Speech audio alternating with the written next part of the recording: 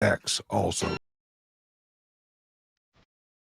Welcome to the future of finance. Are you ready to unlock your crypto potential? At Bitcoin Ben's Crypto Club, we're not just a community, we're a revolution.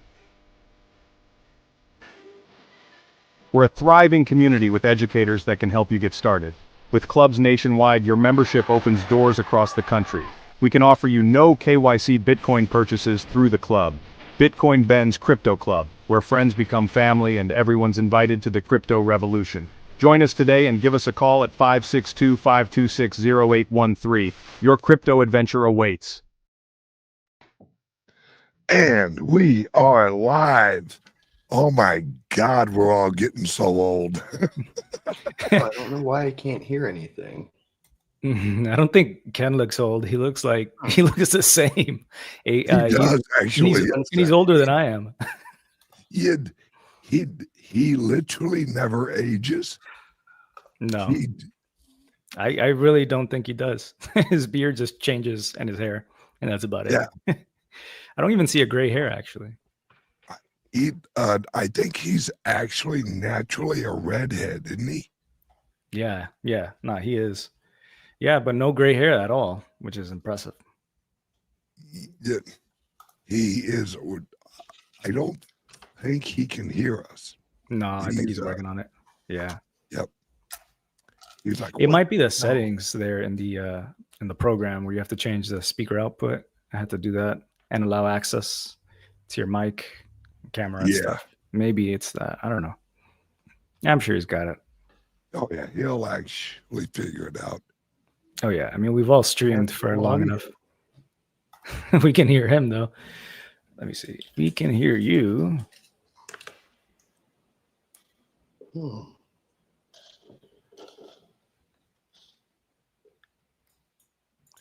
So what's up, Omar? Yeah, I don't know why my audio is not working, guys. I have to restart my computer. I have no idea. What's up with me? Just yeah, we can chat about that stuff. I guess while we wait for Ken to show up. We're live already, right? Yeah. We're actually live on YouTube, on X, on another YouTube. Wow. On Twitch. Dang. On Rumble. That's crazy. What are you using? Like Restream? It's a platform called StreamYard. Oh yeah. That's where we're at right now. It's super easy to use. Usually,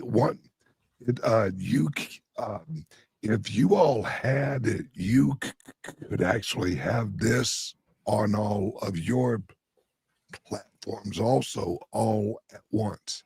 Yeah, that would be cool.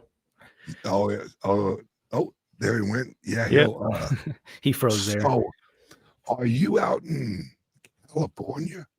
I moved away, actually. I moved in 2021 to Central Texas.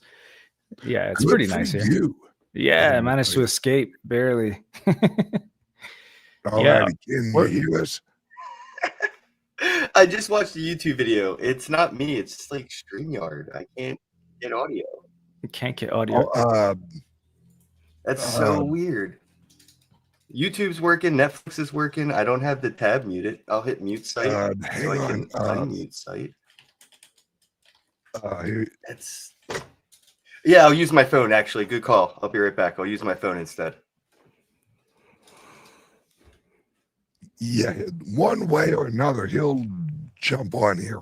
Yeah, we'll figure it out. Where are you at? I'm actually at our club in Nashville. Yeah. I have clubs in Florida, Nashville, Texas, let's see, Massachusetts, St. Louis. Wow. And I have a resort in El Salvador. Dang. Yeah, this is pretty recent? Over the last probably 3 years.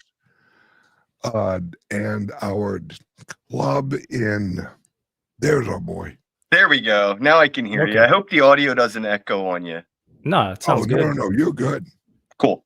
What's up, Ken? Long time. How goes it, bro? I can't believe it. It's like, what a throwback. I feel like we're back in 2020, 2019. Yeah, no shit. Yeah, I haven't seen you, Ben, since like back then, and I'm pretty sure last time I saw Ken was at the Miami conference. You were hosting one there too, your shitcoin conference back in the day. Yeah. I was there. Yeah, I must have missed you, I think, Ben, or maybe I did run into you. There's so many people like back to back to run into. We launch our club in Las Vegas, which actually Ken is going to run our club in Las Vegas. Yeah, I saw you guys have some Shitcoin University thing coming up in Vegas, like on the 20th or something. Yeah, now that Ben left in the venue, I'm updating the website and everything. But yeah, we're gonna be doing shit worth learning. Yeah, I saw that. Worth learning. It looked pretty unique. You get like a diploma. You have like the students come in at the end. There's a prom. What's the prom? Trying to work that out with Area 15 for like the after party thing. I was at ETH Denver. Shout out to Ben and all the ETH Denver guys. We got to pop up Ben's booth and everything at the conference. And I went to trad prom. It was like a trad wife prom. And it just like that kind of inspired the whole thing from Shitcoin Conference to Shitcoin University, because I was at ETH Denver and I was at prom, and I'm like, I'm a high school dropout with a GED. I've never been to prom. This is awesome. So and Polygon had a whole booth that looked like a boys' locker room with like phone numbers written on the locker, people graffitiing all over their booth. It was kind of cool. Yeah. So that started the whole thing. So I'm reaching out to them to see if we could do like another trad wife prom in Vegas. Yeah, that's awesome. That is awesome.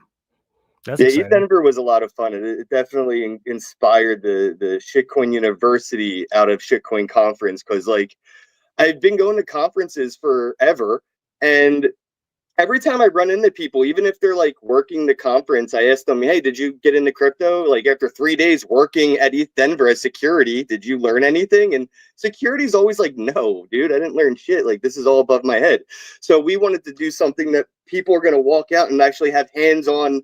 Even if you don't know what you know, your thumbs are going to remember all the processes we put you through. Yeah, that makes a lot of sense. And then like those things are definitely more techie, geeky stuff. So I might want more people to show up, like all other kinds of people to get excited about showing up. And I always hear from like Griff Green, my buddy who I interviewed recently too. You've met Griff, right? I just interviewed him at ETH Denver again. Nice. Yeah. And he's always trying to get me to go to ETH Denver. I just haven't made it out to that one, but he loves that conference, says it's the #1 conference, like out of all of them. So it makes sense. What you're saying right now. It's got the most love for sure. And you got to go out to the mountains in Breckenridge and hang out with everybody in the mountains, because surviving the trip up and down that mountain is a bonding experience, because there's no guardrails, bro. You're just looking off the edge of the mountain, and sometimes the brakes don't work. Yeah, there's something about like people being in tense situations and like this raised stress levels that like you went through something together, you could have died, and now you're trusting of each other. You're more connected than ever. So that makes sense. Yeah. Big shout out to Bobcat. That's it. That's exactly what our lives are in fucking cryptos. Yeah. You're always living on the edge of like fucking bankruptcy. You know? No, it's like the ups and downs. Just to get this far with even like $1 left in crypto, I think is like a miracle. You hear about these scams. Just yesterday, like my stepdad called me and he's like, well, he called me and it was very vague. I was leaving the shower and he was like, hey, I just got an email. Can you check it out? Hold on, where's the email? And like, I had it, and I was like, damn, you should have called me after you found the email. So I was like, call me back when you can. And I guess just send it to me. I didn't know what it was about. And then sure enough, it was like, I saw it after he sent it to me, and it said like, oh, you're eligible for claims. The Bittrex bankruptcy is still processing. And if you haven't done it, and it had like a legitimate company, it said Omni Director Agency. Like if you look them up, it's a real bankruptcy claims company. Like that's what they do. But if you click on the website, it said like 78401-bittrex.com. I'm like, that's obviously not real. But let me just click on it. I got enough antivirus. I'm not going to enter anything personal. Let me just click on it and see what's up. Maybe it's legit or something, even though I can't remember if he ever had a Bittrex account. But I went on there. Yeah, the spelling was legit. That's a real OG problem. Like, did I have an account there? Yeah, Poloniex, like Bittrex, like stuff nobody even talks about. Exactly. But I was like, I mean, I got them into it pretty like early when I got excited about it. They bought a little bit and then they sold and they bought like just last year. Oh crap, we have $4,000 in here. Like, how do we get it out? Like, maybe you shouldn't sell all of it. Maybe you should sell like a portion of it, you know, normal advice. But anyway, there was a link at the bottom and you click on it and it's the normal thing. All right, in order to get your distribution of funds, you need to connect your MetaMask wallet, Coinbase wallet, your this wallet, whatever. Click on one of these. I was like, okay, there's the scam right there. Enter your seed phrase. Oh yeah, absolutely. And it's I can remember watching you, and when I say you, I mean Omar. Yeah. Dude, you were so into ETH early. I mean, you were mining it. You were in this little apartment. You were like, yeah, I mean, like I remember those days too. Like you just watching, like when I was filming and Ken was doing his stuff out of like a techie shop, fixing phones. Yeah, fucking a phone repair shop. Yeah, I feel I like was lucky my boss didn't mind me live streaming while working because that was a break. That was very lucky. A lot of employers would not be cool, especially in this climate with the whole like social media thing. No boss would let you live stream while doing your job. So I got lucky. Shout out to Bill Slater from Quick Fix. Yeah, no, you guys are like super in touch with like the internet and have been for a while. So I'm like curious what you guys think, because there's like this whole dead internet theory coming out, AI agents and bots everywhere, Reddit manipulating stuff, and like where's the internet headed? Like I'm teaching little kids piano and drums and stuff, and from what I find, none of these kids are allowed to have phones or even touch phones. I'm like, I know that song from like from ZZ Top or whatever. Like you can look it up on YouTube later for this drum beat. And he's like, I can't use YouTube. I'm like, that's good.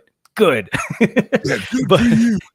Yeah, but like it seems like something is like breaking almost with the internet, or evolving or changing. And I don't think like the dreams of Ethereum's MetaMask browser ever blew up. So I don't see like a Web3 alternative that the mainstream is really going to get into, even though crypto, I think, is the beginning of it financially. But when it comes to actually like how we connect in communities, I think there was a little bit too much euphoria early on and how quick this would happen in adoption. And Mark Zuckerberg's going to ruin Facebook.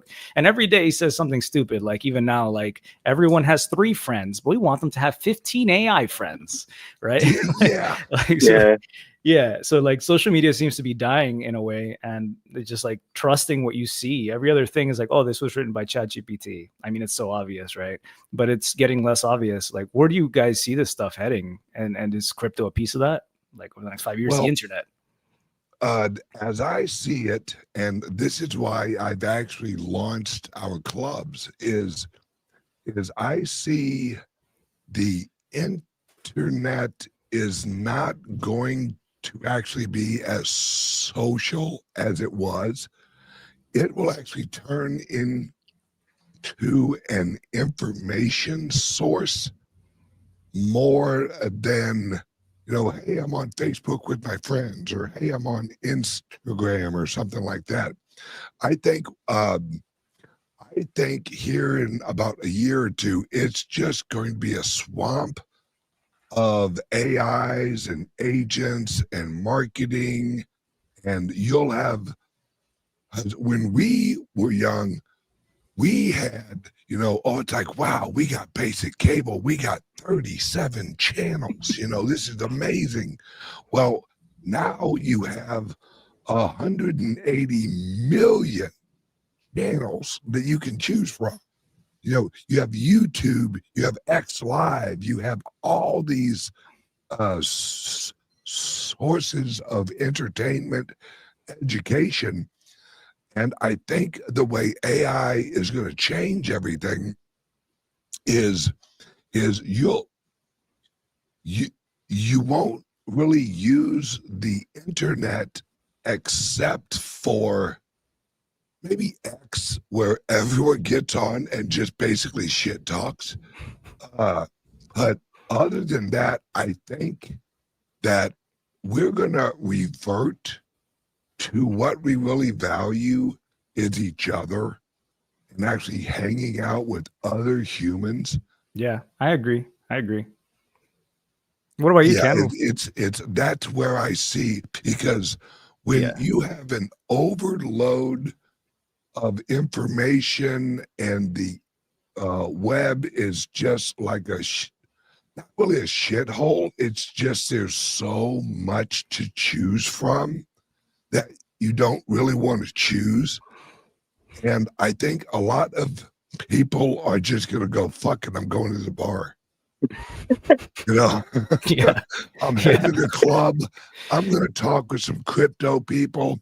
No, well, now that things are recreational, they're just going to go to a dispensary. This generation is drinking less than any generation before it because of recreational dispensaries. So just want to say shout out to the generation for not drinking and driving. Yeah. Amen, brother. Smoke it up and fucking hop on your scooter. Yeah. Yeah, right. Oh yeah, man, but even like sober in Venice on those little scooters, it's like easy to hit a rock and go fly. Yeah, that's what I was like. I wouldn't smoke and scoot. That is dangerous. Yeah, no, I'm good. Like nothing serious. But as far as me, man, my perspective on it is we have to age out. The generation that grew up with the horse and buggy, they didn't get into the car. They died and their kids got the car. You know what I mean? And I think that we're looking at that technological precipice of that generational moment where those who are so tied to a way that society is inclined to progress, they need to expire. They can't hold that ideology any longer. We are living longer. We're dying at older ages as far as like a society goes. We have people in positions of power that are far exceeding their own social like interactions. There are people that are, you know, in their 80s and 90s that are, you know, holding down places of power that don't go outside and haven't been outside for 20 years. So they don't know how society functions, but they're controlling the way in which society has to function. I think that when we see us, our generation, the kids that were born in like the 80s, the 90s, once we're no longer in charge of regulations and laws and stuff like that, I think the generation that's growing up with their main focus on like valuing V-Bucks and Fortnite skins and these, you know, digital assets, as we tokenize real world assets, we're building the infrastructure for the next generation. We're like 1% world adoption on Bitcoin. That's just because we're futurists. We can see what the future will be for the next generation. We are very expensive beta testers. We're paying to be in a Peachtree dish, but once I'm dead, I am fully like, I am sure that my great grandson's generation will be a Web3 dominant generation, just as we read our news on the internet instead of the newspaper. I think the next generation will look for that Web3 verified source, you know, proof of human, whether it is AI taking over the swamp of the internet and, you know, garbage in, garbage out. You know, there are already echo feedbacks from AI. Once they talk to each other for a few conversations, the echo feedback from holding like a phone to a phone, that high pitched squeal, it's garbage in, garbage out. And it has the AI saying things that are hysterical, you know, hallucinations. So I think people, yeah, like the latest models are even worse at hallucinations. You think that they would be focusing that, and 04 is supposedly worse than 03. Yeah, so the next generation is going to be the one that's going to be like, yeah, Web3. If I want to post something, I'm going to earn for it. I want it to be verified that it came from my fingers, not some AI. And there will be a battle of like, you know, the dead internet theory. Like, I think that will be a war, and I think that because it can be targeted from like governments, like China could use all their smartphone bots to attack whatever they wanted to DDoS or with AI garbage in, garbage out. They could use their smartphones in China to make kids in America learn 2 + 2 = fish. Yeah. Yeah, 100%. You brought up, both of you guys brought up a lot of good points. And like just today, we were hearing that, or was it yesterday? WorldCoin like finally launched Sam Altman's project. Yeah, what the hell? I mean, it makes sense in a kind of way. Like people don't get it in a way. I get where he's coming from, which is like what Ken was just saying about like verifying if somebody's human. So you go in there, they scan your eyeballs, they steal all your data. But hey, you have a card that says like, if you use that key in any interaction online, you're talking to a real person. But in a way, I don't think that even verifies it. No, it doesn't, because what's to stop me from having a plug-in third party where it's log in with WorldCoin, and then I can let some bot pay me to use my account to, you know, anything's monetizable. I can't see how it could be fixed. Absolutely. Yeah. It's a Yeah, massive problem. and it really is, as you said, Ken. It's generational. You know, I'm fucking 50 years old now, and although there's huge advancements in longevity and all that, it's, who knows, I may live another, I don't know, maybe 50, 75 years, but those are the old years. You know, that's where I'm losing relevancy in the global, you know, world, because the youngers will have energy, they'll have ideas. And I mean, if you look at like I saw an 18-month-old child playing with an iPad, knowing what to do with it intuitively, like they were, like it's in the DNA. Like, you know, if when you see two sticks, you know, you could rub them together to get fire because your ancestors did it for so many generations. You hand a kid an iPad, it almost feels inherent. Yeah. And like, oh, go ahead. Oh no, well, you could finish if you had something else you were gonna. Oh, it's I really just wanted to say is in the future, what will actually make humans valuable is they're human. And exactly what you guys said, you know, proof of human is the future currency is human attention.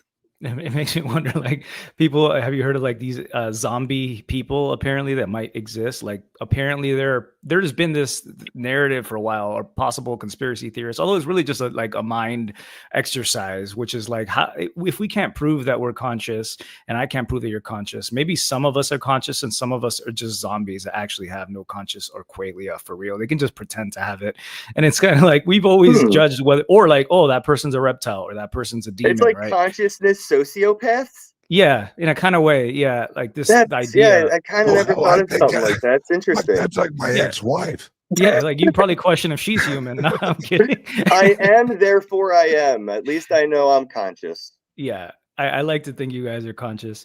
No, but yeah, going back to like this generational thing you were talking about, Ben, is like, I was watching one of these videos why this like recent generation is effed. I don't know if I can curse on your show or not. No, blood, fuck off. Yeah, all you right. can.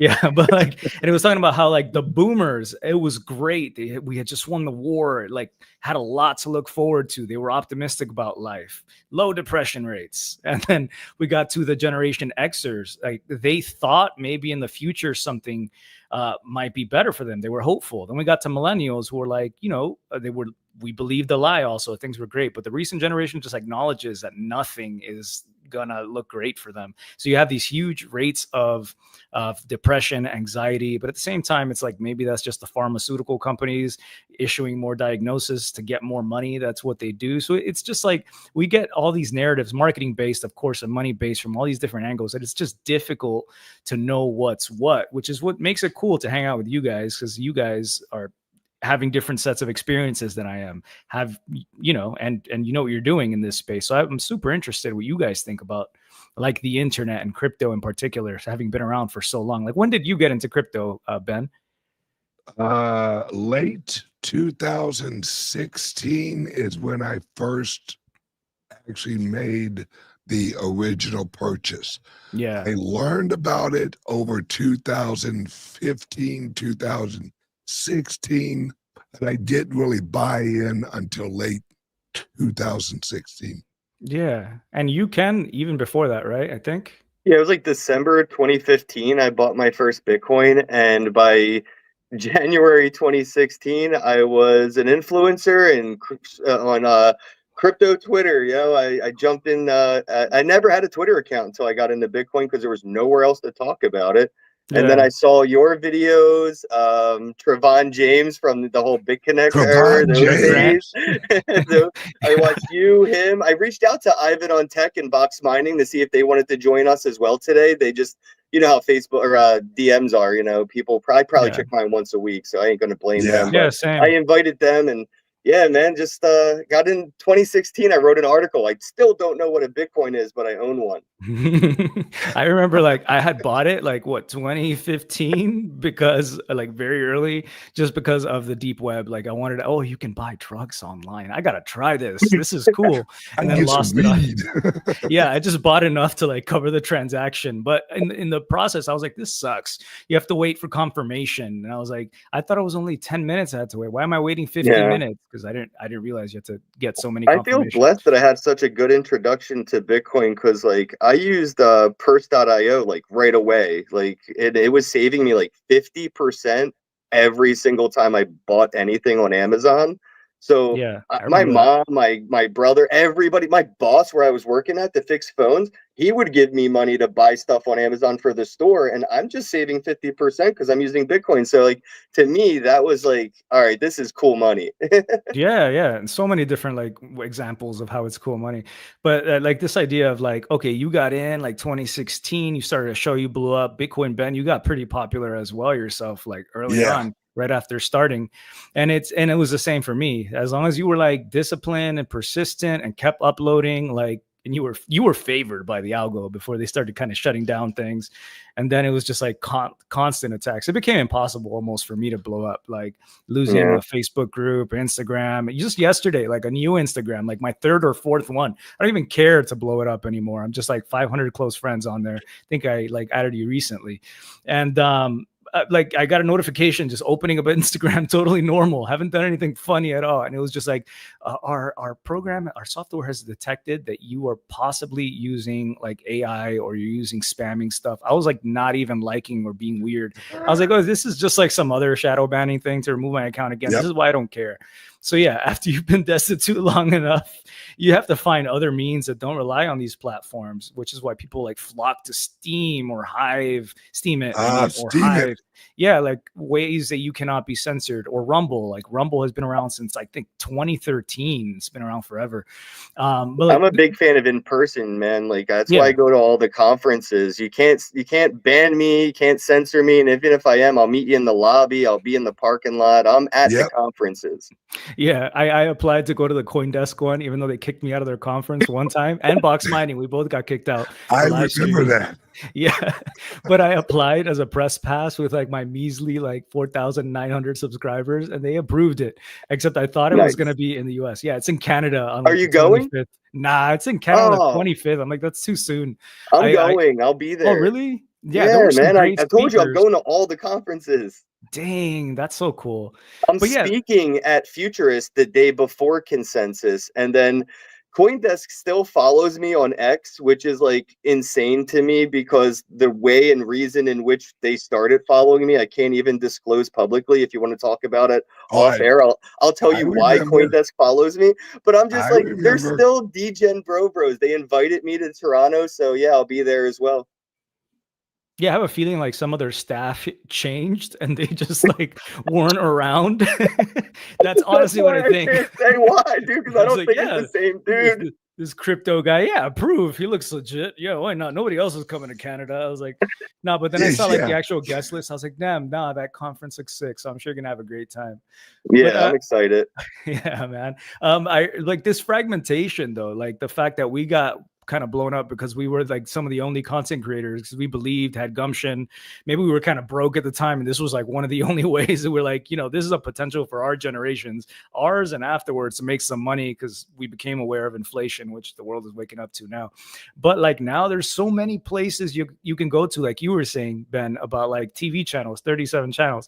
Now you can get like thousands of channels at least, and that's just like regular mainstream channels. So I feel like the places that we get information from are increasingly distant and disparate from like even the person that you live with, and that's driving us further apart and making it easier to isolate us and put us in our own little echoed walled gardens of AI. But I think that's dangerous. So like this in-person thing is super important. I do agree with that. Yep, that is why I've launched all of these clubs, because number one, the best brand in the world is actually Bitcoin, because it is decentralized, and especially right now, everyone has heard of it, hardly anyone knows jack shit about it. And it's one of the largest brands, and it is the most powerful network in the world. And I mean, we have Trump, we have the US government looking to purchase Bitcoin. Could you imagine what price we would have hit in 2017 if someone would have said, hey, Trump's buying Bitcoin? Yeah, that's true, man. But I'm waiting for them to announce. I think the investing and all that's cool, but I'm waiting for them to announce the investment in infrastructure. Because once the government gets involved in mining and nodes and a government issued lightning channel for government mandated channel transactions, like, oh, if you want to use Bitcoin, you can use Bitcoin, but you have to use the USD government lightning channel because we need to get transaction fees from this.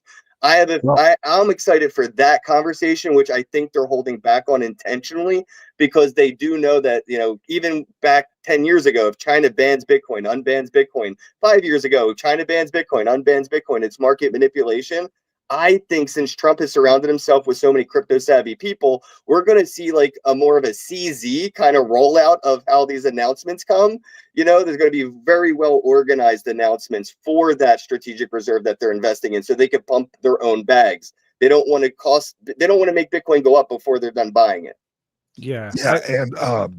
And actually they announced last week that if you run a mining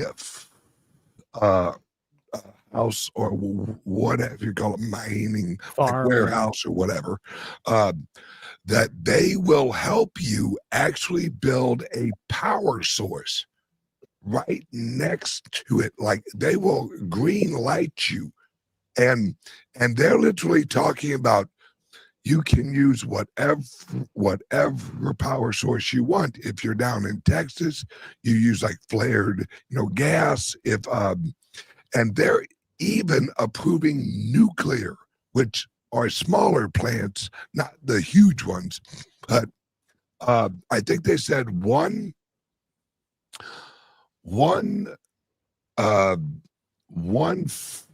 phase 4 nuclear plant will run up to 100,000 frigging what are they? What do you call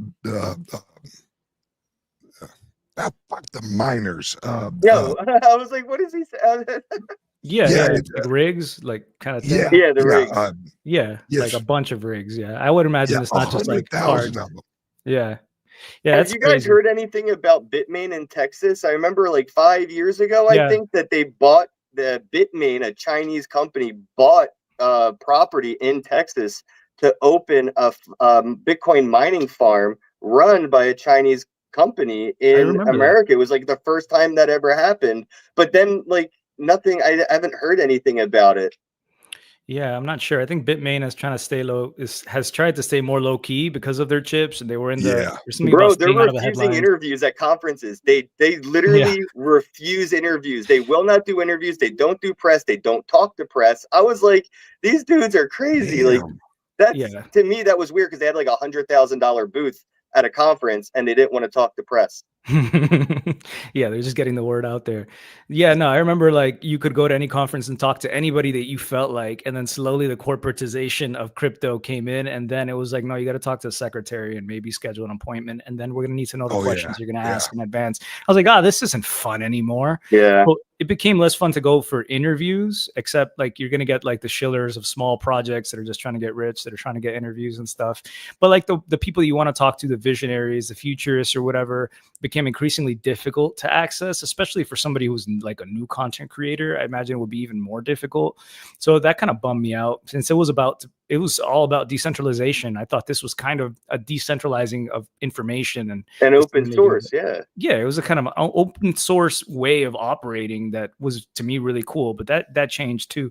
And I wonder about, like, since you guys, we're talking about hypotheticals here, and you consider yourself people who think further down the line. Are you worried at all about like centralization though, like of nodes here in the United States? Like China right now is like too slow, I feel like, but they're ahead when it comes to things like fusion energy. So if they decided to, you know, if they did get that out there and they decided to start Bitcoin mining, they could have a huge influence in the amount of nodes and the network power.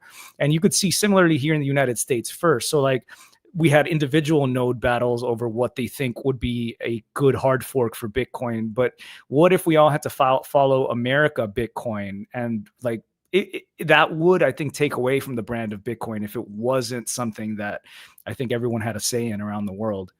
Yeah, I don't really worry about that because it's I'm in it for the freedom of it all. You know, I had no problems when Roger was all like, you know, big blocks and all that shit. I don't care, bro. You know, if that's what you and your group want, run with it, hard fork it. I don't give a fuck.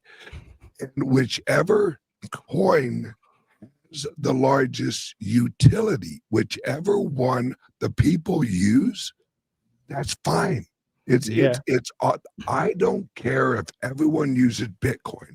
I guess the problem is like, well, what makes me think about it is like USDC, like they're so influential now on Ethereum that makes my investment thesis in Ethereum like more difficult. Now that you have Circle processing so much and working with the major exchanges, and every other exchange, can't operate. You can't afford the legal costs anymore and the compliance and anything. So you basically have to be the Coinbases of the world and Krakens of the world in order to really stay on top of here, or Binance or whatever it is. So I just think about like, what if there was some sort of hard fork scenario? And sorry, USDC is only going to be on this node approved coin that has censorship and can blacklist people. And we're pretty much back at what we were trying to fight, which is the Fed eventually issuing us dollars and being able to blacklist us. So that's something that worries me a little bit. I get worried about whitelisted addresses and blacklisted coins and stuff like that. That is something that does concern me. But I think just like if you go to get a tattoo or you go to the bar or wherever, like small businesses, if you pay with cash, you don't have to pay tax. There's still going to be those people that are going to break that law or rule to do what they want, like Ben said, with the whole freedom side of thing. But having this tool, it makes breaking that rule or law so easy that I'm not worried about the regulations or like stuff like that, but I am worried about repercussions where like, you know, they can't stop us from doing this, but if you get caught doing it, it's going to be way worse. Like in Portugal, every drug's legal, but if you get caught selling it, you're going to get in way more trouble than you used to before it was legal.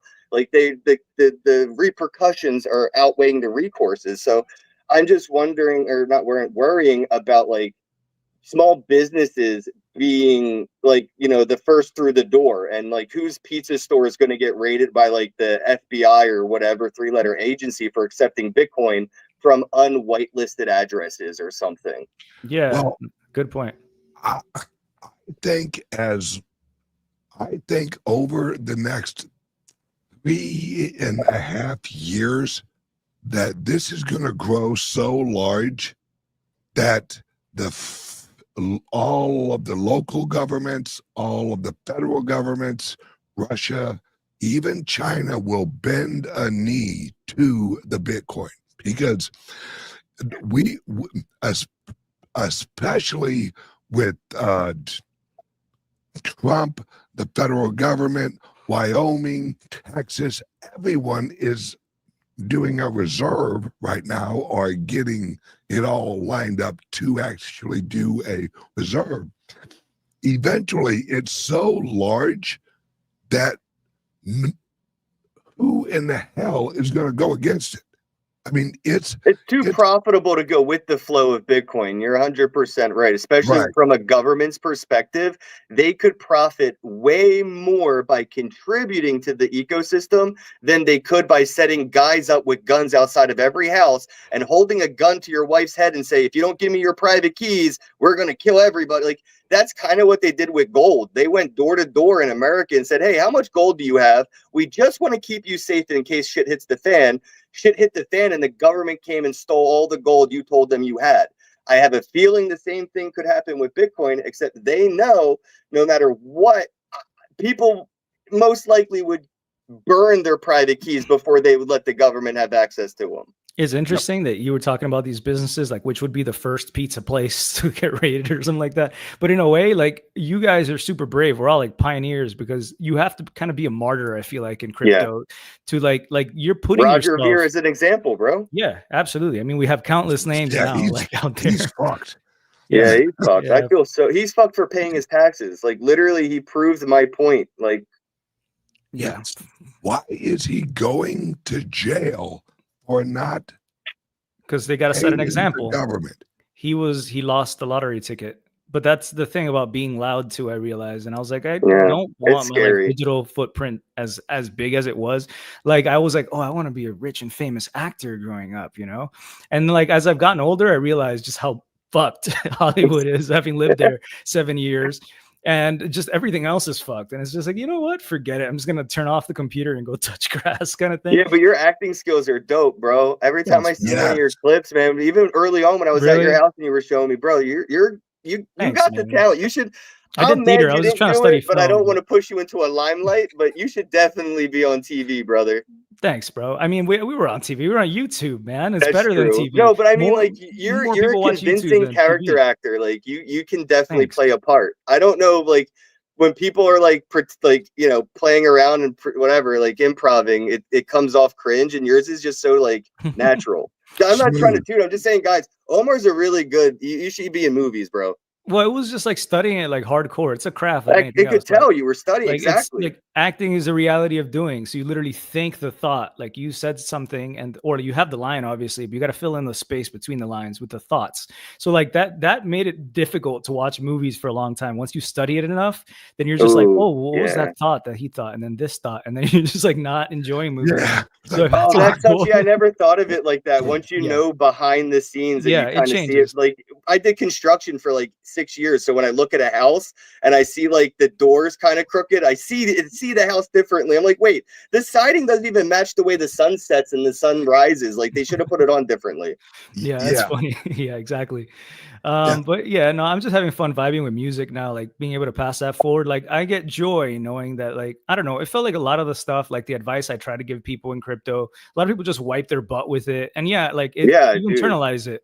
You start to feel, it gets to you like moment after moment. People just saying you're chilling people stuff. Pay you tens of thousands of dollars for your advice and you see them not fucking listen.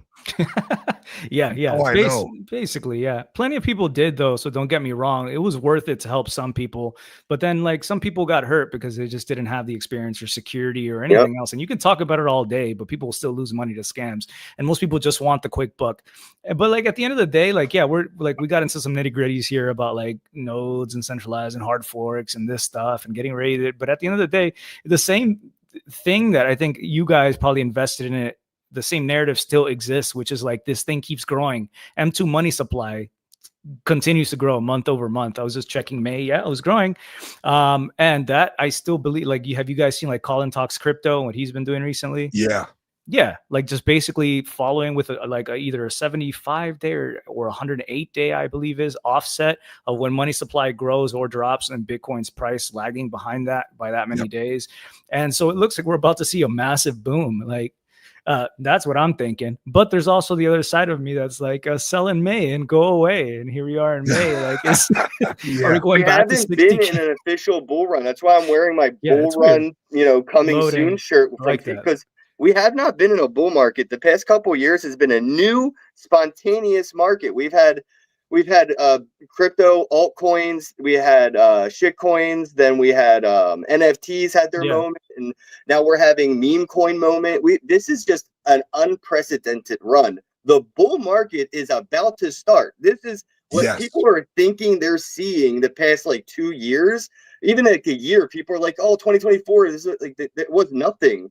Yeah, I think like a spontaneous outbreak for shit coins. I used to call it like sloshing, I think early on. Like, Bitcoin got the money first. This was like in 2017 when I was making the show. Like Bitcoin gets a flood of money first because of happening, but then that money tries to seek exposure elsewhere. So then it was going to go into Ethereum and Litecoin and all these other things. Yeah, where do you think all these shit coins, market caps are going to go in a couple weeks? They're not going to sit in these racist, anti-Semitic, all these ugly things. Like they're holding hundreds of millions of dollars in these just ridiculous, disgusting shit coins. And I'm just, looking at Solana alone, dude, it's like I'm looking at Solana as like $2,000 this time next year because all the shitty shit coins that are diluting the market cap. It's just like what happened with Ethereum and all the ICOs. Ethereum was being diluted because of $100,000 ICO token launches. Now it costs $10 on Solana. Now it's being diluted in a different way, I guess you could say, because of L2s. Like let's just all go to L2. We don't need the base token. We buy it once, and at the end, and we just. What are your guys' thoughts on these L2s, L3s, and probably L4s and pyramids?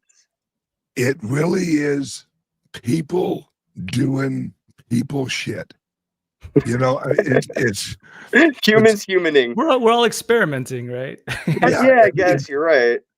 It's if there's a way that someone can launch a shit coin on top of another shit coin that originates off of a fork of a shit coin, they're going to do it if there's profit in it. And that's just how we are, though. I mean, we are some of the most creative assholes ever because we have greed, but we have greed there is ethical greed, and then there's just fuck it, I'm gonna fuck everybody greed. And it's we'll call that ignorant greed. We have ethical and ignorant greed, and Omar's been the Ethereum evangelist since the ICO. So I wanted to ask you what you thought about the layer 2s and 3s, like especially when it comes to like Ethereum scaling. We all survived ETH 2.0. That was a nightmare. I mean, there was like 80% of dApps and DAOs that completely failed when ETH scaled from 1.0 to 2.0. And Justin Sun from Tron gave like hundreds of millions of dollars to people to build on Tron because they couldn't rebuild on Ethereum when it updated. Yep. What are your thoughts on these level 2 and 3 infrastructures being built on a beta network? It's not, it's still in beta. Yeah, no, it's definitely changed. Like, I think we should be able to change, and I still hold primarily ETH. As far as an ETH evangelist, I've struggled with that since like 2021. I guess after proof of stake, like I definitely have struggled a little bit with it. I think part of it is, I think it's going to take some time. Like layer 2 networks, we're getting more and more of them. Just another one today that was like open source, no pre-mine kind of thing came out. I was just reading about in the Ethereum community that folks are getting behind, but at the same time, it's like, again, fragmenting us, and that takes away, I think, power like from one individual network. I mean, there'll obviously be interoperability, but I think ultimately, like in the long run, I would imagine just like Circle has been adopted on some exchanges, you'll see a very popular layer 2 network. I don't think that it'll benefit Ethereum greatly when it comes to fees for a long time. So like, I think it'll struggle through that, but still has that brand recognition. It's decentralized, regardless of what you like might hear a lot on like X or anywhere else. It's like next to Bitcoin, the most decentralized thing. I don't think it stands right next to it at all, but there is something about it that I think is going to draw the narrative more than like, oh, let's get in the US based projects like Solana that Trump is getting behind, or Ripple or whatever. That is way more centralized. It's more centralized. Yeah. So I think decentralized is important. So like, I still believe in that. But then you mentioned interoperability, and how can we get to interoperability without a standard of protocol that can only be done through centralization? Maybe. I mean, there's open source developers who can push these things out and make them work between each other. But at the same time, some people have more clout in the community, especially like as we don't trust other humans, we trust the ones that we know exist. That's a big thing too. So I was like, I definitely want to continue to have my community on YouTube, because people will have a source that they know they're listening to a real person versus one of these AI summary things. But I don't think it's dying. In fact, I think Ethereum looks like it's wants to get going, but it's looked like that for a while. We're still like less than $2,000 as far as the price. I do believe that price matters. It does drive most people to get into that, and we just need to see what they're doing. But most people, I think, are not ready for layer 2 networks, so they need these centralized providers to help them do that, which is why I don't think Lightning Network has really been adopted in a huge way. Nobody, you could argue and look at like little nitty gritty numbers, but if you go to the average person down the street, they might have heard of Bitcoin. Lightning Network, I don't know how to use it. Yeah. Dude, We get that's into these so channels. true. Yeah, and so I don't think we're gonna see that in our like generations. And No. I don't think we'll we even will see it. die off before that comes around. Yeah, maybe Well, people who are being born today, like maybe. Well, that conversation could come up if the government does announce a government-issued Lightning channel, which I think they have had on the conversation. I mean, if they're talking about having a reserve of this much in an asset, they have to understand the technology. It's not like they don't know what's in crude oil before they start buying crude oil. They do some research.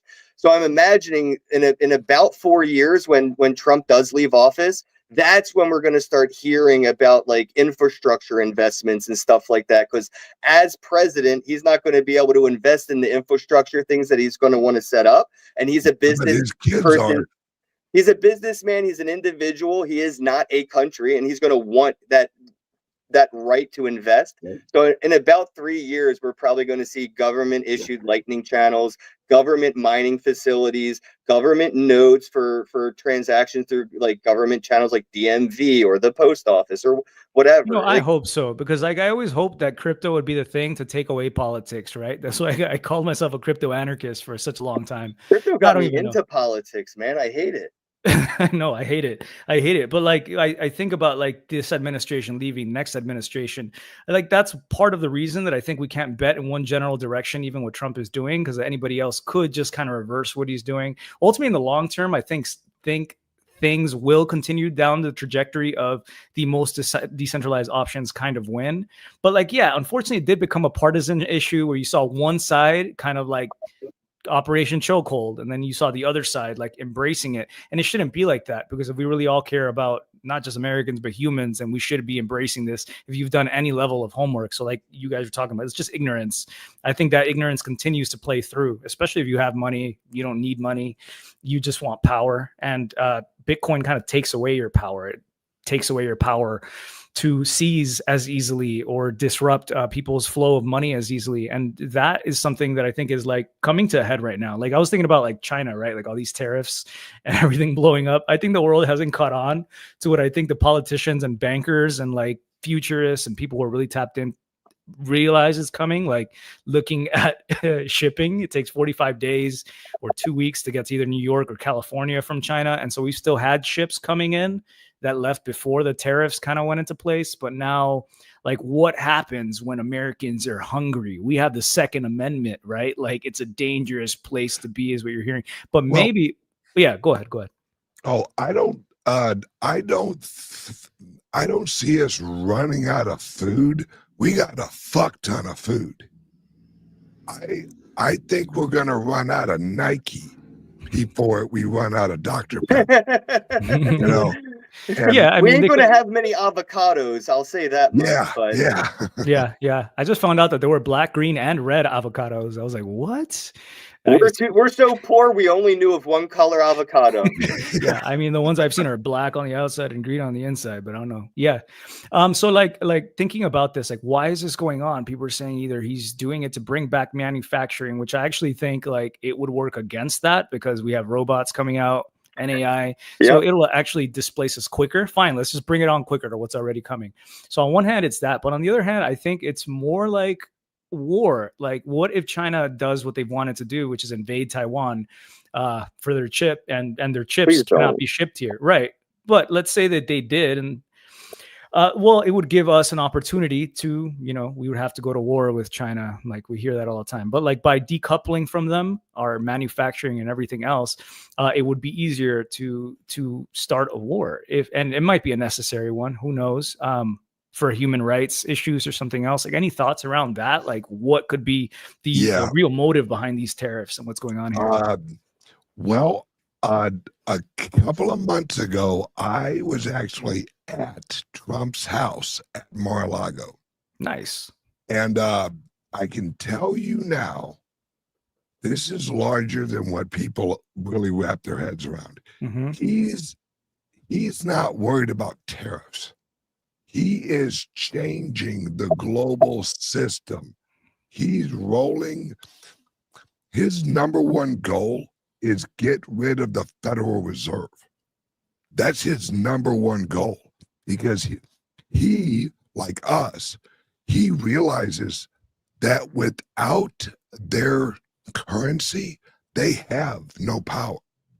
That's why he's actually partnered with everyone over at Tether, and he flew out and hung out with Brian Armstrong personally. And because I think Trump is working with these private issuers of stable coins to replace the Federal Reserve holding our treasuries with people like Tether holding our treasuries, because China don't want them, Russia sure the fuck don't want them, and the Federal Reserve is now in a place where they're replaceable.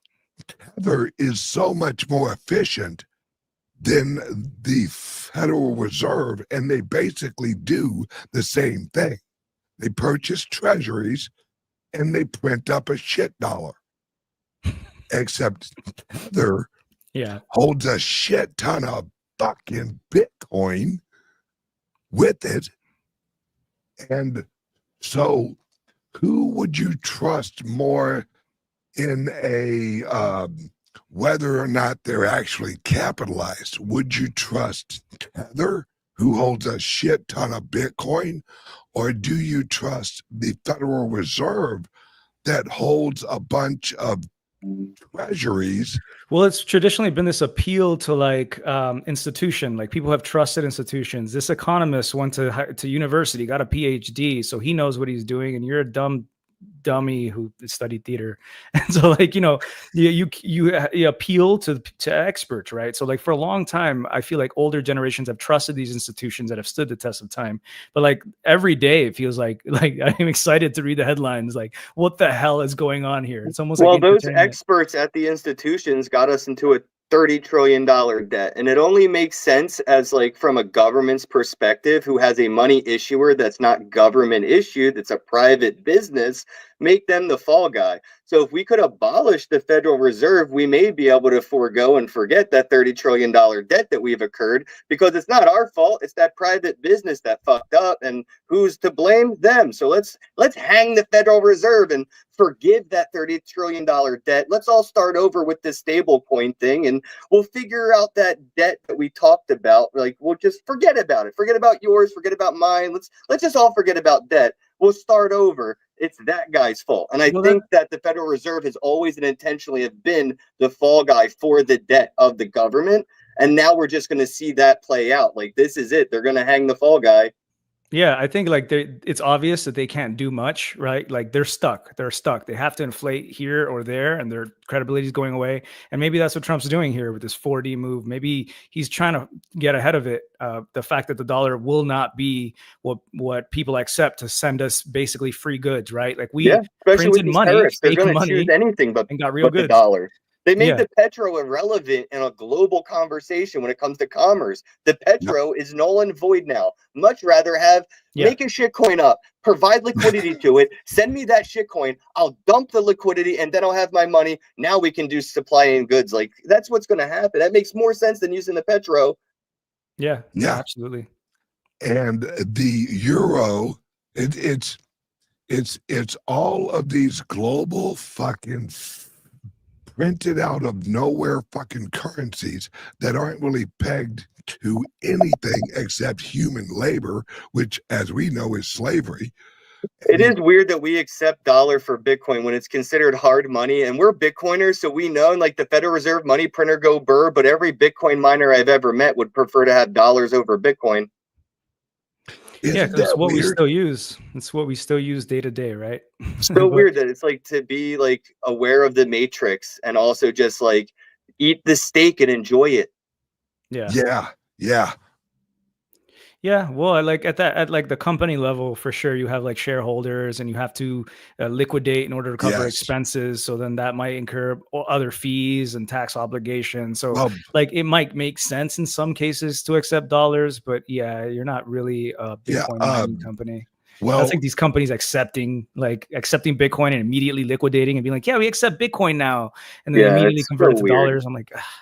Well, the whole accepting dollars thing, they have a gun to their head. If they don't take the dollar, the trigger gets pulled, and it's a game of Russian roulette, regulation roulette.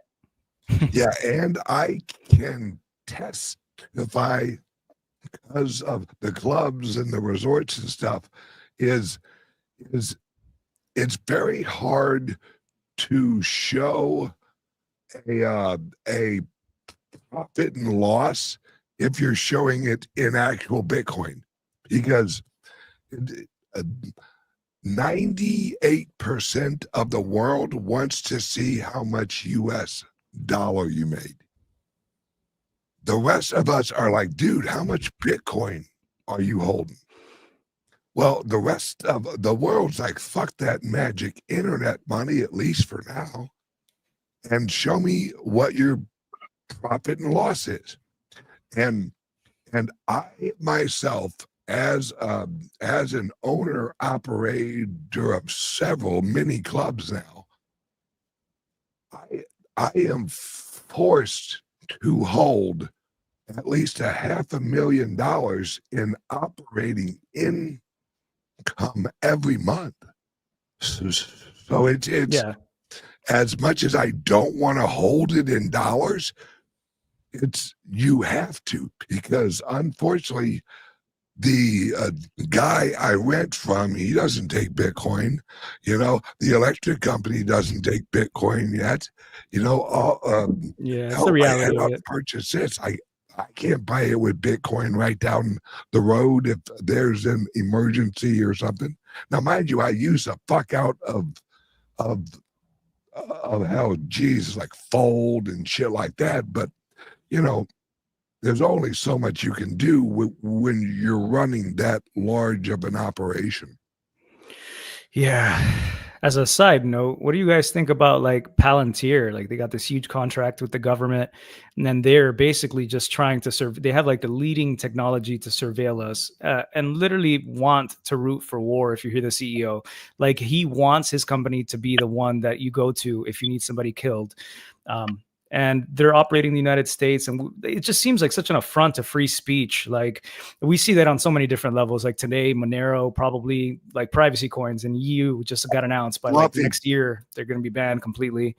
So like it just seems like as a human, our freedoms are getting taken away, and so like what even in America, if you don't have a real ID, you're not going to be able to fly domestically anymore. Like if your driver's license will not get you on an airplane next month, and I think. I don't think they even need it though, because as soon as you walk into an airport, they've already scanned you with every but that's camera. The point though. They're just forcing you go through the hoop of the real ID, and that's social credit score on chain right there. That's what's like happening with real ID. It's like an obedience thing. Like I feel like the fact that you have to show an ID at all at the airport is kind of like just to play the game and to pay the right fees to the right people. I'll expose the game because I paid to play. I gave them like $500 to get TSA pre-check, and now I don't have to take my shoes off, my jacket. I just walk through the airport like my dad runs it or something. It's weird. And people always give me a side eye because they're like, why am I taking my shoes off? But that homeless guy can just walk right through the airport. Homeless guy. and I missed your big like robes and coats and really fantastic stuff. But I just you have less marketing on you today, by the way. Just walk in, right? Yeah, I was expecting like 500 logos on you, but I only see like 2 right now. I'm all covered up. There we go. Oh yeah, Dash. Sorry. Still got the diamond hands. Ooh, yeah, nice. It's I watched I have been hooked on learning AI lately. I watched how I think it's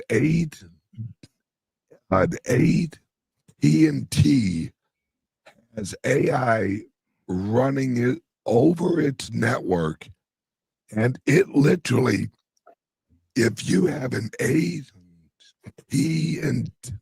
iPhone or an AT&T Android or something like that, that they can you don't need an ID anymore. They know who the fuck you are. They know what Uber you're driving in, how fast I was the watching Uber's like one of these going. murder cases on like YouTube of the police footage, like they have camera and stuff, and they literally found exactly where the guy was next to the lake when he tried to hide the axe and the cameras, even though he claimed to have called from inside the house. Like, no, they knew exactly to the dot where you were. Oh, wait till everybody's wearing these Ray-Ban smart glasses and or other people, they forget right? they're Or other wearing them people. and commit crimes. Yeah. Oh, right. I saw a thing on a ring you wear now, and the ring, the advertising is, oh, it checks your heart rate, and it really, like, if you're exercising and what's crazy is it learns your frequency. Oh, that's creepy. Yeah. And they've been trying to like figure out frequency. Like our brain waves is the new thing. Yes. I think the next generations of smartphones are going to have technology in them that will read your brain waves while you're doing activities to subtly manipulate us, like with advertisements, of course, and whatever. Well, yeah, they could make the advertisement a tuning fork to you. It'd be a resonant frequency. Yeah, so that's like that's why when people say, "Oh, I resonate with that commercial," yeah, no shit, you do. They made it for you. Yeah, that was specifically made for you. And the enshittification, as they call it, of AI began today with like the big companies, because Google apparently is now putting ads. They're testing it with certain users. I read like on Gemini. So like it begins now of us. Yeah. So that means like when you search for something, they might favor certain. If you're searching for the best restaurants in the area, it might have been less biased before, but now it literally will just favor certain players, right? So like that sucks. But do you think we're going to see less like fake news leak its way into reality? Like, you know, the internet has always had those people at the water cooler talking about some kind of crazy thing they read on the internet, and it's like, bro, that's fake. Like that. But it was cool because it gave us Onion, theonion.com. Remember when the Onion would make a video? People would believe it. Yeah, I believed more than one before realizing what I was looking at. Do you think that AI will have a decrease in people in the real world thinking that what they saw online was real, or do you think that people in the real world will be more skeptical, or do you think AI will just have more factual information? It's hard to say. Like for some people, it's made their delusions worse, so it's literally driven them. In some cases, you might read into psychosis because it just is a yes man. Like yeah. So it gets you further down your own little rabbit hole. But on the other side, it's like, no, it's obviously hallucinating a lot more, and people still trust people. Like the more I use it, like I get excited about it when I don't use it for a bit, then I start using it and realizing, like they say, if you're an expert in something, you catch on to how much it hallucinates if you try to talk about that subject. But I guess most people might not be an expert in most things they're chatting to it about. So it just sounds very smart and eloquent. Dude, I asked ChatGPT to help me build a skateboard from scratch, and it built me a skateboard with links to every part from Amazon. It gave me a grand total of $169. Nice. And it even said it would help me with instructional guide to put it all together. I was mind blown. Yeah. No, I've used it in countless scenarios like that. Yeah. Especially now with like research, if you're willing to wait 20 minutes for your answer. Oh yeah, I'm not crying. Hello, young lady. How are you doing? Aw. Yeah, sorry, my niece was in here. Oh, she has a nice voice. I have like 5 cats running around my house right now, and she wants one. That's fair. You see, that's what the people really care about. So like I like kind of rage quit crypto, I guess you could call it, but I just had like a mental health crisis like right after I saw you in 2021. I was in the middle of it. Same, dude. I took 2 years off. I went AFK. I lost so much family during the pandemic, and all kinds of shit hit all kinds of fans. So we both took a hiatus. Yeah. And like, I just kind of wanted to live, I realized, in the real world, because it is so easy to just live in even just these narratives we're talking about. Like, it's not real. All consuming, dude. It just becomes all you think about. And that's, you see everything through that lens. There's like a Jason Mraz like lyric in one of the songs, like, I will not worry about the things that won't happen to me. And that like sticks with me. It's like, we worry about stuff that is probably not going to happen to us. Yes. It's fun for conjecture and to talk about, but I think it's going to be all right. And if it isn't, whatever. I mean, I think about like humanity and the pain and suffering and slavery that has existed for almost all of it. And we've just only known peace. As a species, dude. It's going to take like hundreds of years for us to get over shit like that. Yeah. So like I signed up for Kung Fu like 2 weeks ago because I haven't done martial arts. And so I was like, yeah, I have the time to do Kung Fu, to teach music, to do this, to do that. And like, I'm enjoying my life now. Like doing one thing every single day, crypto, 24-hour, 24/7, basically comments is crazy. Like thinking about it is I did it purposely, right? Because I still like wanted to blow up and I thought I wanted this and I wanted to help the world. It was very idealistic, but I realized like it's true. You kind of above all got to like look out for your family, friends, and close ones. Because when I went through my stuff, there was nobody that I thought would be there in crypto with money who was there for me. Well, maybe like one like follower sent me like $3,000 in Monero when I was like, literally, I was walking down the street in LA giving 20s out to homeless people, like everywhere I went. Oh, like, I I was being crazy. I was acting ridiculous. And then I was blowing money like crazy because I was convinced that it was all going to be worthless or something. I don't know. But like I was just draining funds like insanely. But at the end of the day, it was just like my mom, like who was there for me at the end of it. Like, you know, like came to stay with me, and then my stepdad, and then my family. I was like, damn, it's the people that I kind of ignored for all that time when I was trying to blow up that mattered the most. So like, just I because changed. they wouldn't listen to the shit we were trying to preach. I dig it. Yeah, well, because they wouldn't go like obsessive into it either. Yeah, so like that was our world at the time. So I've been trying to find balance since then.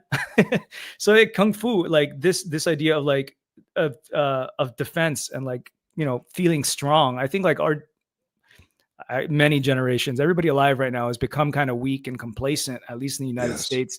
And there's like, we need to become tougher, because I still believe that we have to be tougher for those around us, for ourselves, through what possibly could be coming, just in case.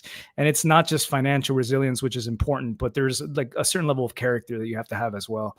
Easy times make weak men, and we've had the easiest time in human history during my lifetime. I may be the weakest fucking man in history because of how easy my life has been because of that. Like with simulation theory, we chose this because we didn't want to suffer. You wanted a whole shitcoin conference, and you wanted to have resorts and cool clubs, and I just wanted to like before I logged into the game. Yep. That's what fate and destiny is. It's scripted programming of the simulation before we put the quarter in the machine. Yeah, during my mental health crisis, previously I believed in free will, and then afterwards I've just been like, damn, I was so wrong.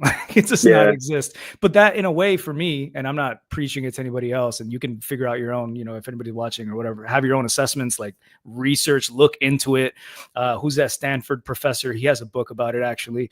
But anyway, like it takes away some of this responsibility of I need to be perfect and I need to do everything right. To me, now it's almost like a movie that I'm here to enjoy and to just like watch and witness, and just like, this is fleeting. And I sometimes have those moments. I'm sure you guys do too. Everybody does. It's like, I've seen that episode of Black Mirror, Bandersnatch, and that hit close. Was that the first episode of the new season? No, that's like the movie, the Choose Your Own Adventure movie. Yeah, I remember that. Yeah. That was cool. That when Black Mirror came out with that, I was like, yeah, that's what I'm doing right now. Like, I feel like I've already had 7 lives that I just can't quite remember because like the Choose Your Own Adventure had to start over again or something. Yeah. I was raised with a very unique point of view. Like my grandfather used to actually say, have zero expectations of anything and you'll never be disappointed. I love that. Yeah. That's how I live. You know, it's like, you gotta be like water, like Bruce Lee said. Be like dude, just go with the flow, like quite literally. And I feel like that's what I've been doing ever since I heard the word Bitcoin. I mean, it just like, I put in a lot of work, but it felt like I was going with the flow. It wasn't swimming against the current. And I feel like a lot of people, they try to be the square peg in a round hole when there's a square hole waiting for you somewhere. You just got to keep looking for it. Yeah, I thought I was a square peg by like investing in crypto and getting involved in crypto. I thought I was like the square peg, not going with the flow, but it was quite the opposite. It was actually more like water, like you thinking about it now. And so like, I still hear like people trying to incite each other, whether it's bots or real people like on social media of like, oh, Trump's doing this. You need to vote. You need to go over here. You need to do that because look what happened in World War II and all this. And I'm like, shut up with the noise, bro. Yeah. like you're taking away my peace. Like I just see it differently now. Whereas before I felt like I was more of an insider. Huh? It's that's what online is now. No one goes online to relax anymore. Well, it's not monetizable. There's no money in peace. Yeah, I mean, what I really enjoy right now is listening to old friggin' what do you call, like, books on tape or shit like that, where you just sit there and you learn something or you listen to something and it's peaceful, it's quiet. And I don't do yoga or anything like that. I have friends who do, who swear by it. And it's really, I think the older you get, the more you value your time and you value your mind a lot more than when you're younger. Because when you become aware of mortality at a certain age.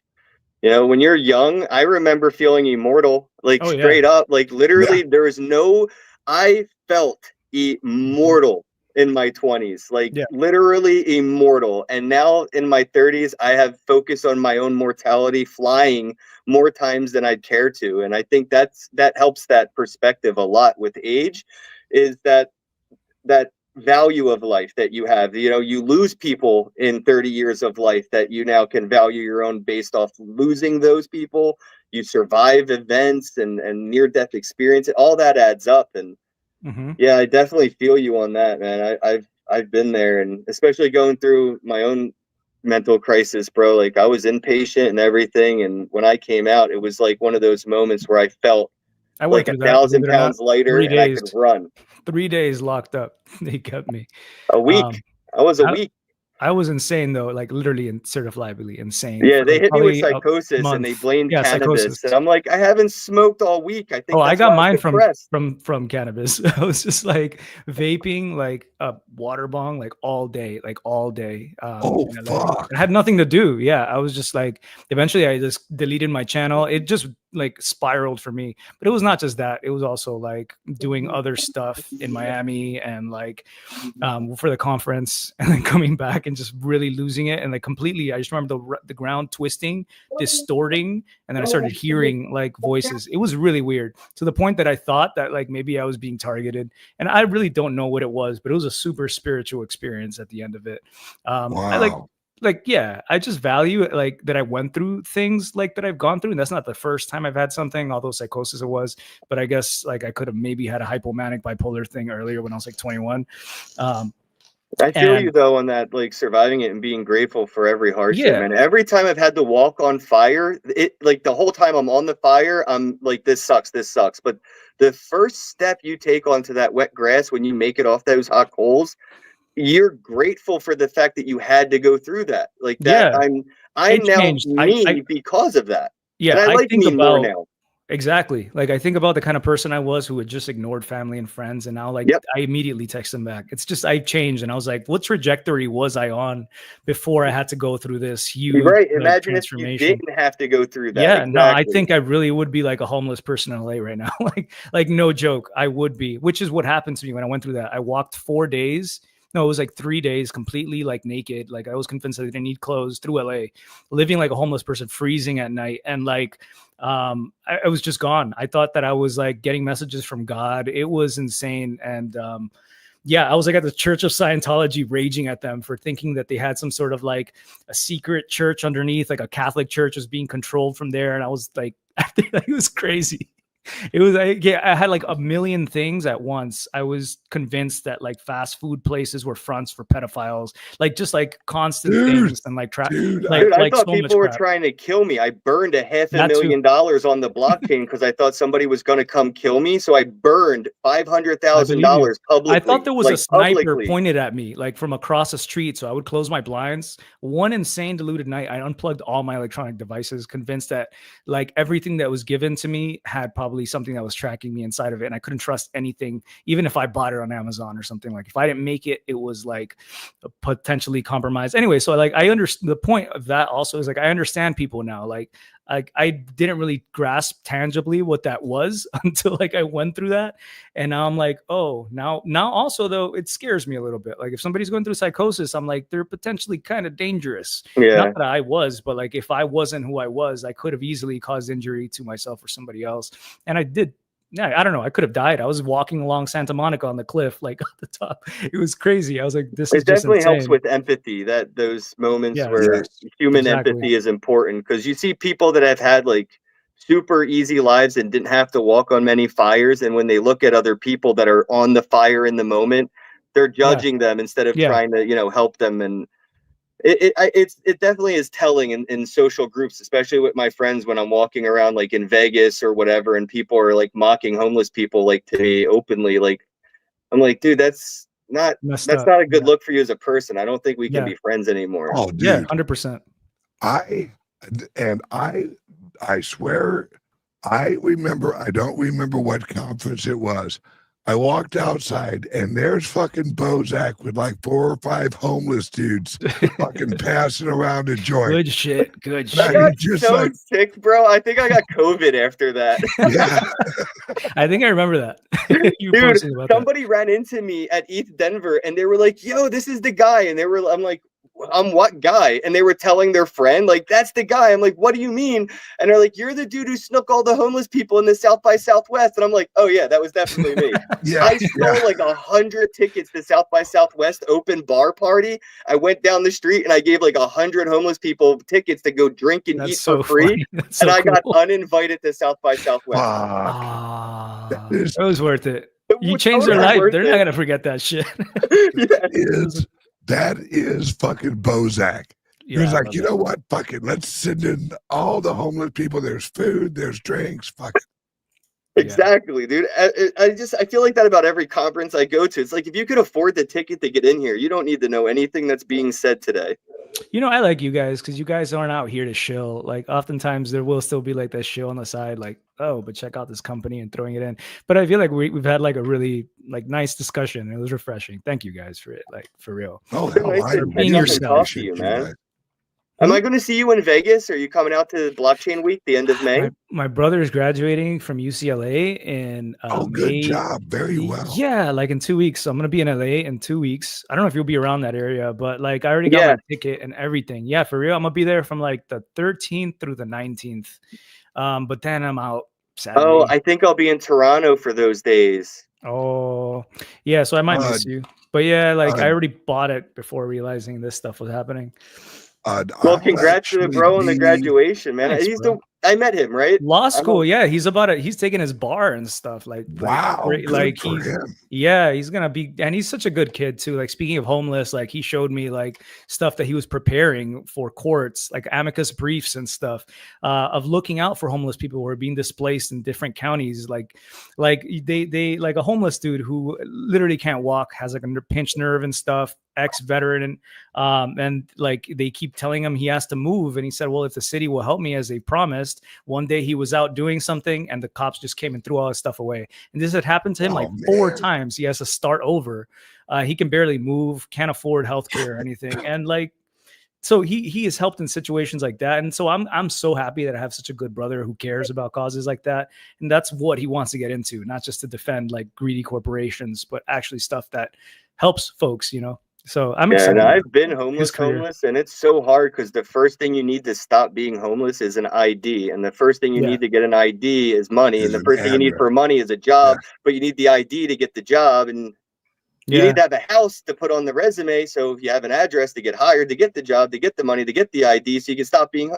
It's a club. It's a scenario. It's a club, and we can get kicked out of that club too. They say it's a big club, you ain't in it. No, we're in it. Like if you're not homeless on the street, you're part of a club, and you can easily get kicked out. Yep. Like, if I lose my birth certificate and my social security card, dude, there's almost nothing stopping them. I'd be an undocumented person. They just send me to Venezuela or El Salvador or something. Guantanamo. Yeah. Yeah. Guantanamo. Kenn would actually get down there and like take over and dude, this is why I want to interview Ross Ulbricht so bad. I He's want gonna to be at the ask Bitcoin Ross about conference. prison. The I want Bitcoin to ask magazine Ross, one. like, what was the contraband like? Like, did they get weed in jail where he was? Like, because I've been to jail before, and we definitely had weed. I want to know what his like contraband was like, or if there was guards that like broke rules. There were like, was there a cool guard? Always. Yeah, like Charlie Shrem talked about a lot of that stuff, but That's I feel like Ross. I want Ross to talk about it. I don't think he's going to. I feel like he's not going to. Like he was preaching like good stuff to the fellow prisoners and educating and teaching classes. He was a counselor. He was like the ideal good kid. Like that's sadly why I don't see our other friend getting out, Roger, because I think he does like he is the peg in the round hole sometimes. Yeah. And he owns that. But like if he went with the flow a little bit more, I think he would be a little bit happier. Like he didn't have to do that, but he's too much of an idealist, and I feel like that's unfortunately what I think is his downfall. Not to talk shit on Roger in any way. I don't wish him mean the best, to come off, but I think if you look back with some hindsight, I feel like he always wanted to be the martyr. I feel like he's in the position he wanted to be in 8 years ago. Of course, he's freaking Bitcoin Jesus. Yeah, exactly. Yeah, I mean, he'll be remembered throughout history of crypto for 100 years because of this martyrism that occurred. So I think he kind of got what he wanted in a way. Unfortunately, what happens if we ask ChatGPT who is Roger Ver? Does it talk about like the hard? Yeah, dude, ChatGPT knows who I am. You could ask Siri who's Kenn Bozak. I think that's awesome. Yeah, you can ask it me too. But I just think that's so cool. It is, dude, but it's like an average though of what's been stupid. It's like an average of what's been on the internet though. So like it forever he might be memorialized as a demon, as like a Bcasher, right? Yeah. So I just want to know. Ask it who is Craig Wright. Fucking fake Toshi. Oh yeah, but I mean, would AI say that Craig Wright is Satoshi because he has so much data on the internet saying that he is Satoshi? But there was so much data against him saying he wasn't, though. Like, probably it floods more from other people. Well, I would hope so. It really, are you using OpenAI or? Yeah, no, I'm just using, right now I'm on ChatGPT 04 mini. That was just like the first one I loaded, but it only talks about like his early investment, Bitcoin Jesus, and it talks about his tax issues and citizenship and stuff. It doesn't talk about like Bitcoin Cash fork at all. So he won't be remembered.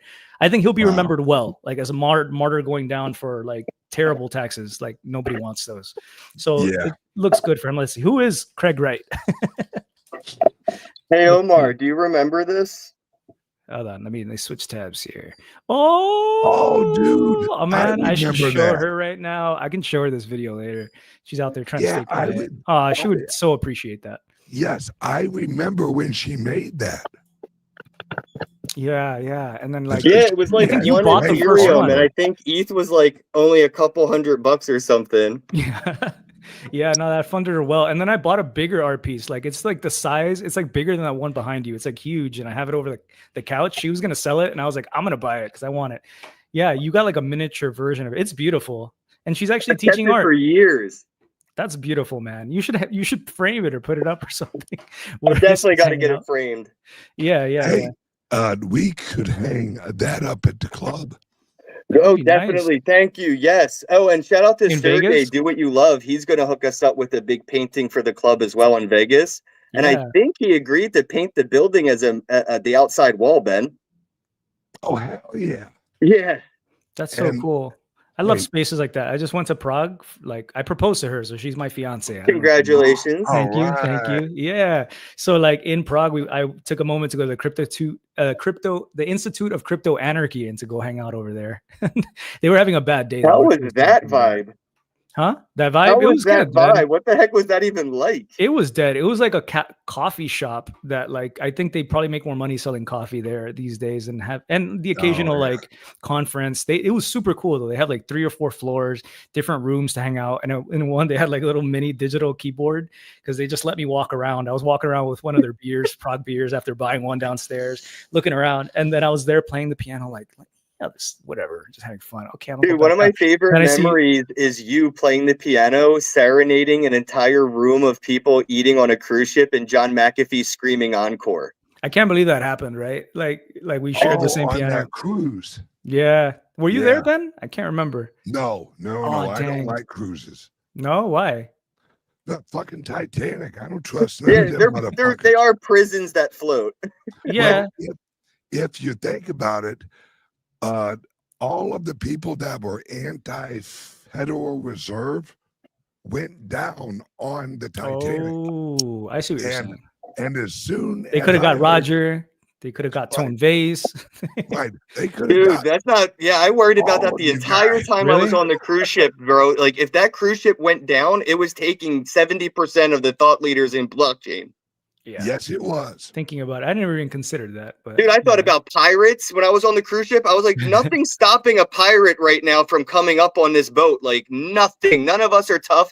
John, nobody had security. Nobody. John had like 2 ex-Marines, and that was the only people they on were the ship one of knew. them was a Navy SEAls, bro. Yeah, that's what it was. He had like Navy SEAls. He probably had his guns. He probably would have taken out all the pirates by him. So that guy was a badass. Dude, I hung out with that guy for a whole night.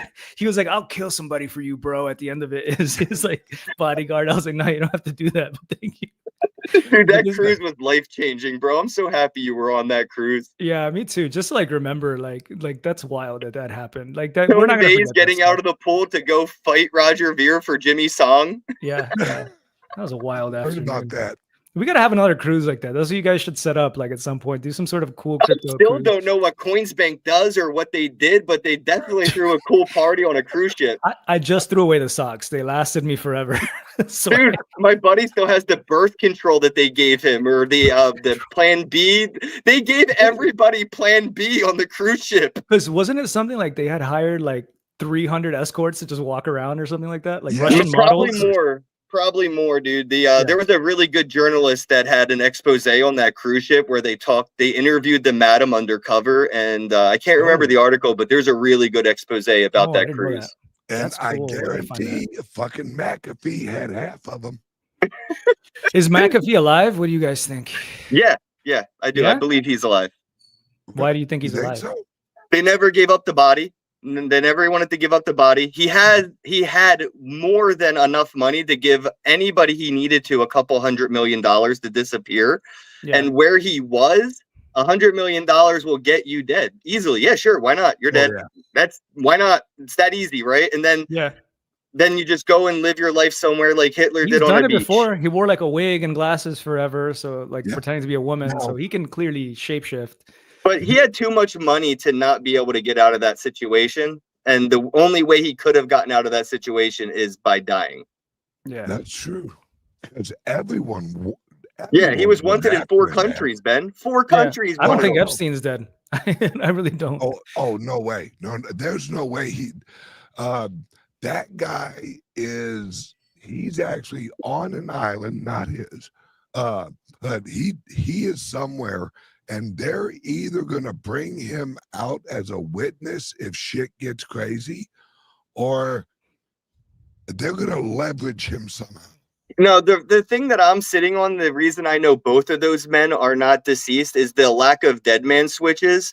Both of those men are in positions to have built dead man switches. And if they were indeed dead, we would already know everything that nobody wanted us to know.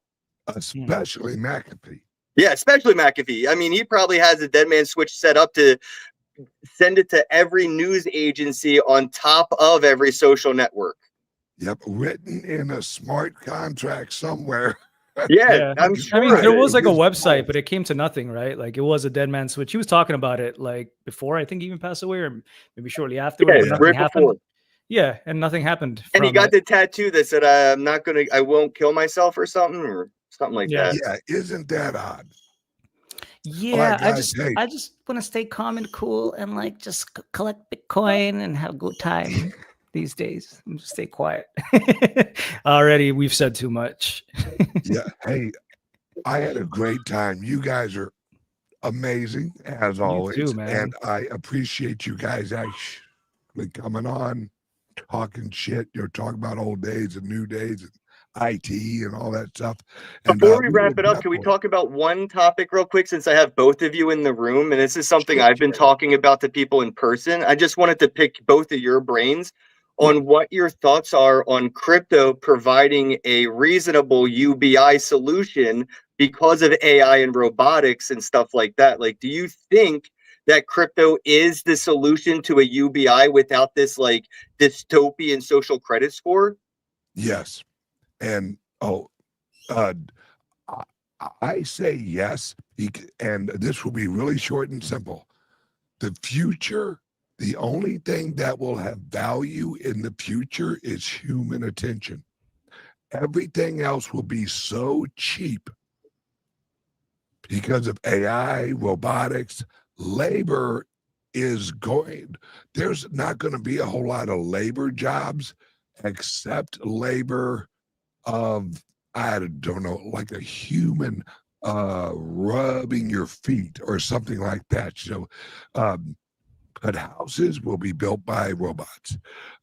Everything will be built by robots. AI, and yes, I think probably one of the smartest people in cryptos is, oh, I can't remember his name, who actually created the basic attention token, because I think he had the right idea. Brendan. Yes. Yep. I think he created Java. Yeah. That's something like fascinating about that, like monetizing attention. Yeah, I think like we've had experiments with that in crypto, but as far as like, and yeah, I would love to see that actually get monetized, but nobody wants to really redistribute wealth. So we do need some sort of like inflationary token or something like that in order to do that. But like, it is that balance of like economics to answer your question, which is there's, have you guys listened to Mo Gaudat? Yes, love him. Yeah, love him. So like every time he comes out with a new interview on AI, like I listen to it, but he's obviously tapped into everything like crypto and what's going on. And he basically sees it difficult for UBI to come forward. And I get that. I think like we're going to have to really understand like what is the value of labor? How does that eventually play out? There's going to be politics involved here, plenty of unions, plenty of people who don't want to lose jobs. But like here in Texas right now, I don't know, you saw they're already testing out long haul trucks. So like that's happening. It doesn't matter what you think at the end of the day. But like if we're creating products, there has to be a balance, obviously, between the amount of goods and the people that need them or want them. And how does that get balanced? I don't know, but I don't know a better system than doing it transparently using a cryptocurrency and tracking this. I don't know. I think like it's true that in at the end of it, it's not going to matter. I think ultimately it'll be utopic if we survive through a tumultuous period of this transition. So it's really a matter of survival, like holding on to your crypto during this time, spending it wisely, being careful with leverage. Like I learned my lesson putting like $300 the other day in. Like I just got to repeatedly remind myself not to short crypto. Like it's regardless of what you think, but that's like drunk things at night. Just stay away from MetaMask wallet, like drunk at night. Anyway, so I think if we survive, it'll be utopic. We'll have like unlimited, overabundant wealth. We'll be creating energy in ways we would have never imagined. So like already we're seeing that like Bitcoin not being green doesn't matter as much because AI is taking all the power. I think that's also going to be relevant when we see the amount of utility that it can derive.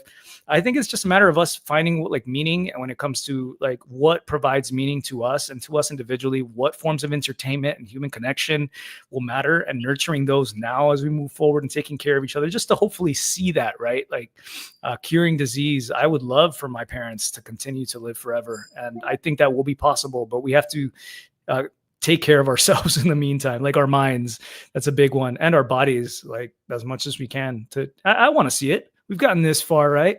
I can't believe like we're having this conversation. And what was the last time we chatted? Back in LA? That was so cool. We did that panel at my house. Oh, that was fun. Yeah, like we've all changed so much, but I think at our nature, we're all still like the same kind of like good person inside. And so, yeah, I thank you so much, Ben, for having us both on. I don't know if you wanted to share some of your thoughts in regards to UBI. I would love to know what you think, Ken, as well.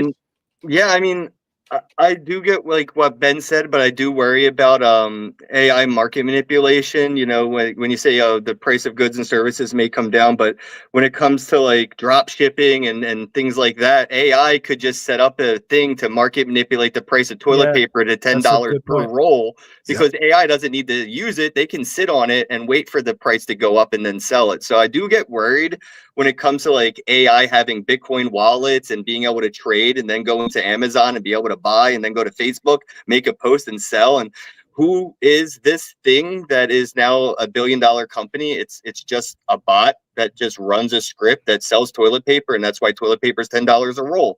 I do worry about that point.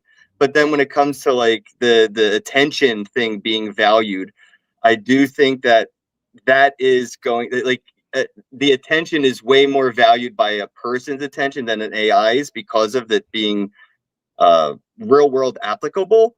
So I think if we could find IoT to come in, like probably going to have a webcam installed on your television, and instead of paying Netflix $10 a month, Netflix may end up paying you $100 a month, or money might be irrelevant and it's a barter economy, and Netflix just sends you toilet paper for watching Friends. Yeah, yeah. I hope that we head that kind of direction. I love how you think, Ken. Yeah, and I hope that the ones that pay us the best is not like that episode of the recent Black Mirror where it's like he has to torture himself. The second episode is my biggest fear in reality, where the black guy's riding the bicycle for no reason other than you got to ride the bicycle. Yeah, but that is frightening. That's a terrifying. That for me, that's my nightmare future. Yeah. Well, I just not knowing why I'm doing this thing, and I have to do this thing just to eat. I mean, that's like people at work. So many people that are against what they're doing, but I mean, you're not gonna make $100 grand working over here at McDonald's. You're gonna have to lie. You're gonna have to hide stuff. Like, okay, well, it was an interview I was listening to recently about Ben Bernanke when he was asked like what he thought about what was going on in 2008. In the middle of it, he said, "Oh, everything seems fine," and then it all crashed down. Now he did an interview last week, and he said, "Well," and he was actually truthful. It was on Peter Schiff's show. He was talking about it recently, one of his recent podcasts, and he said Ben Bernanke. He said it blew his mind that Ben Bernanke actually spoke candidly. Said, "To be honest, I was not in a position under that administration, who I was working with, to speak freely and to actually say the truth." And I think that's what's going on a big level here. But I hope, sure, the truth will be revealed, and for the better. I think like you can only get so far moved from reality and into fiction before it all crashes down into some sort of like mass psychosis, which is I think what we're at. But eventually it'll break. And for real, that's the consciousness shift, though. Mass psychosis. When it changes to another mass psychosis, it's a consciousness shift. And it's just the way that the majority of people perceive their reality and acknowledge it and abide by that mass agreement, that consensus of the sky is blue. That's what we call blue. That's the color blue. Great. Get with the program, dude. The dollar is great one. That one is changing, and we're witnessing it. So, but I think UBI stuff is the start of making money irrelevant. I mentioned it to say that I think Satoshi Nakamoto created Bitcoin in hopes of making the ideology of money obsolete. The concept of currency will be reevaluated, and money itself will be as archaic as pictures drawn on walls for cavemen. I have said that for years. And God, I love you, Ken. I love how your mind works. Is he actually created something so valuable that it will make everyone eventually and change the system where we are all so rich it no longer matters. Because we're going to reach a point with AI and robotics and friggin' Bitcoin that once it eats up all of the fiat, then it represents real time labor productivity. Agreed. And that's when we are free and you live in a society where you're valued because your consciousness has value. Well, that's why we need UBI to get to that transition. Without UBI on that transition, anybody under the middle class will not make it. Second class, third class citizens will not make it to that paradise utopia that Omar, when he says we, the royal we is the 1%ers that are definitely going to make it to that utopia. That's why I mentioned Palantir. It's like when you have power, what makes you want to share it? When you have this data, when you can, I don't think the president runs a country at all. Like if you're the NSA, I mean, he just fired the head of the NSA. So I was like, yes, like, imagine what that guy's hiding. Where does he go to work from here? I was like, yes. What if I told you Trump has a program, UBI, except it's universal Bitcoin income? I mean, Venezuela did it. This is what he's now. This is about. That would be powerful, by the way. That would be super powerful. Obama got every homeless person a smartphone. If Trump could put Bitcoin on every Obama phone, that would be a fucking revolution. This is what's going to happen. Is Trump is creating the infrastructure, because we know Bitcoin is the monetization of pure natural resources, energy. It's pure energy. And that's why Trump has said Bitcoin is the new oil. What he's going to set up is a social security UBI system that resembles Alaska, except instead of oil profits, it will be the profits that the U.S. government makes off of the mining of the Bitcoin. I hope that's true. I really do. Easily replace income tax with that. Just abolish income tax and replace copy paste. That's what's coming, guys. Universal Bitcoin income. Watch for it in about 2 years and 9 months. All right, you just got to survive 2 years and 9 months. No, I believe it. I do believe it, because it's the only practical route to take with the technology that we have. Otherwise, I mean, it's just if they don't start to contribute, it's just going to get more chaotic. And I don't think anybody could afford for this to get more chaotic after FTX and everything else. It just, we can't afford it. Yeah. BitConnect 2.0 with government edition. I think we're just tired of charlatans like BitConnect. No offense. Government Carlos, because I love Carlos. When pump.gov, Omar. When pump.gov. Pump.gov, yeah. I don't know. I mean, it is pump.gov. It stocks. Shit. I don't know. When real like attention, not like, I mean, like, I think that's interesting though, because like attention, is somebody's attention worth more than somebody else's attention? And I don't think we've really done that yet. I don't think there's a platform that is doing things to that level. No. But like, is your attention worth as much as Elon Musk? When your show was one of the only shows out there, all of everyone who watched your show valued your attention. Yeah. And it's like that, yeah. Because you had influence over our attention. Right. And that's kind of powerful, yeah. I saw it with like Ken. Like I remember going to like Shitcoin conference and I was like, this is crazy. Like before people stayed away from Ken, and now he has like a circle around him. I can't even talk to Ken right now. I feel like I feel so special just being able to talk to Ken. That's wild. And it changes. Like, you know, I don't believe in holding on to things like that. I think like enjoy that spotlight like while you have it. It's nice. I learned to hate it. Like I got robbed at gunpoint in Vegas. I remember that. Got hacked. Yeah, I got hacked. Somebody ran like a password, like just ran millions of passwords through my accounts until they got into one. It's just like I realized I don't want to be a target. Like, but if you're in the spotlight, that's the martyrdom, right? And I wasn't aware, I guess, of what I was doing, or I thought I vaguely was aware conceptually until I experienced it. And I'm like, no, I do not want to be Justin Bieber. Satoshi tried to tell us when he wouldn't tell us who he really was. Like we all, like, if I could go back in time and tell myself anything, it would be anonymous. Like not synonymous, be anonymous, bro. I just like what I've been saying is that there's something about crypto that has been like, you do your thing, you do your big thing, you play your part, and then you get out. Like Andreas Antonopoulos, like Trace Mayer, even though he's like comeback, Satoshi, like you do something good to help it, and then you just peace out. And you don't overstay your welcome. Andreas was the perfect example. Oh, he's out. Yeah. He's out. I think Trace is speaking again soon, even though he just. Yes. I ran into Trace not too long ago, and he's alive. I knew nothing. I was like, anything could have happened. Anybody could get hit by a car at any time. So it's like, who knows? Yeah. What was that like? That was also, I was just asking him what his thoughts were on like shitcoins and stuff, and he was basically said the same thing. You know, it's just ICOs kind of all over again, except it's a cheaper entry point. It used to cost $100,000 to do an ICO. Now it's $10. And yeah.